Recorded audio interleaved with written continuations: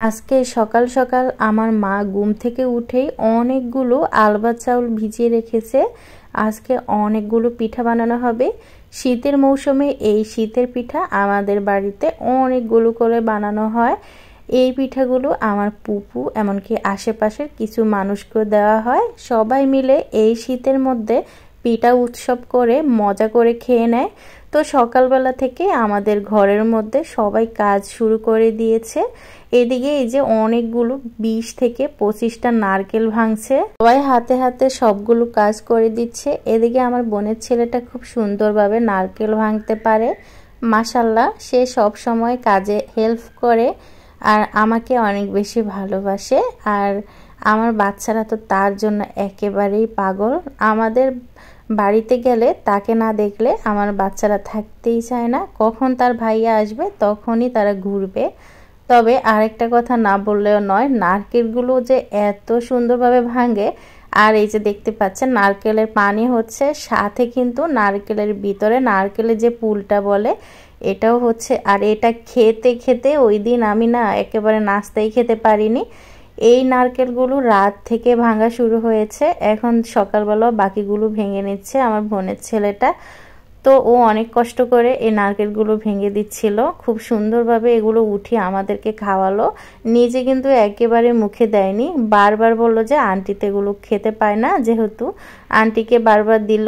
আমার বাচ্চারাও খেতে চাইলো, কিন্তু আমার বড় মেয়েটা একটু খেয়ে ছোটোগুলো একটু মুখে দিয়ে আর খায় না, তাদের কাছে অত একটা ভালো লাগেনি। তারপর এই যে দেখতে পাচ্ছেন নারকেলের ফুলটা কত সুন্দরভাবে উঠিয়ে দিচ্ছে। আমার কাছে কিন্তু যেটা ছোট সাইজের ফুল হয় সেটাই খেতে অনেক বেশি মজা লাগে। তো আমার মা আরও কয়েকটা নারকেল এনে দিল। এভাবে 20 থেকে 25টা নারকেল ভাঙা হলো। তো এই যে এই ফুলটাই সবচেয়ে বেশি মজা ছিল, এটা খেতে যে কি মজা। তো আমি বললাম যে এটাই আমি খাবো, কিন্তু পড়ে গিয়েছিল। পরবর্তীতে এটাকে আমাকে মুছে আবার ধুয়েও দিয়েছিল, তারপর আমি খেয়ে নিয়েছিলাম। এত বেশি মজা ছিল। তো নারকেলগুলো ভাঙছে আর অন্যদিকে অন্য কাজগুলো করা হচ্ছে। আমার ভাবি অনেক কষ্ট করেছিল, উনি কিন্তু পিঠা বানানোর মধ্যে কখনোই ঠিকঠাকভাবে থাকে না, কিন্তু আমরা যখন যাই কিন্তু সবার সাথে অনেক সুন্দর মতো হাতে হাতে সব কিছু করে দেয়। পিঠা বানানো অনেক বেশি কষ্টের, সবচেয়ে বেশি এই জিনিসটা কষ্টের নারকেল কোড়ানো। নারকেল কোড়ানোর জন্য আমার বোন, তারপর হচ্ছে আশেপাশের আরও 2-1জন মানুষ ছিল, তারা করে নিয়েছে। আমি কিন্তু শুধু ভিডিওই করেছি, আমি কোনো কাজের মধ্যেই যাইনি। বরাবরই অলস প্রকৃতির, কোনো কাজই করতে ইচ্ছে করে না, তবে দেখতে পছন্দ করি, তাই বসেছিলাম কিছুটা সময়।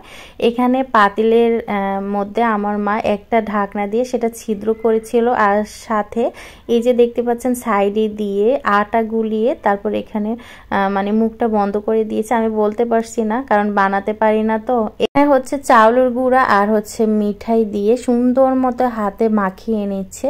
আর অন্যদিকে আমার ভাবে আবার এই মিশ্রণটাকে চালতেছিল চেলে। আবার অন্যদিকে আমার এক জেঠি আছে, উনি আবার এই পিঠাটাকে এই যে নারকেলের মালার মধ্যে করে দিয়ে তারপর এই যে পিঠাটা তৈরি করে নিয়েছে। আমি প্রথম পিঠাটা খেয়ে দেখব মিষ্টি ঠিকঠাক আছে কিনা, তারপর বলবো যে ঠিক আছে, নয়তো আর একটু বেশি মিষ্টি বাড়িয়ে দিবে বা লবণ যদি লাগে।